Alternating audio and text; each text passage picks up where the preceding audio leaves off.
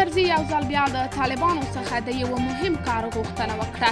دا چې څه یې ورڅخه غوښتي جزئیات هم دې ویډیو کې وګورئ او چینل سبسکرایب کړئ. افغانستان پخواني ولسمشر حامد کرزي په یوه تازه مرکه کې یو ځل بیا له طالبانو غوښتي چې د حکومت د په رسمیت پېژندلو له غوښتنو یې مخکې باید د افغانستان د راتلونکي په اړه د پرېکړو په موخه لویه جرګه جوړه کړي. کرزي د فرانسې یو خبري اژانس ته ویلي چې په لویه جرګه کې باید افغانان د خپل راتلونکي په اړه بحث او خبرې اترې وکړي.